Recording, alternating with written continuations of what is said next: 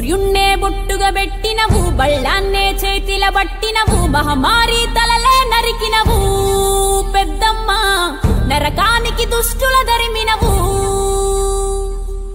కైలాసం వద్దని ఇడిసినవు, కలియుగమే మాకై వచ్చినవు, మా పిల్లల సల్లగా చూసినవు మాయమ్మ, పులిపై సంవారే చేసినవు ఓయమ్మ, అందుకే నీకు బోనాలెత్తుతము.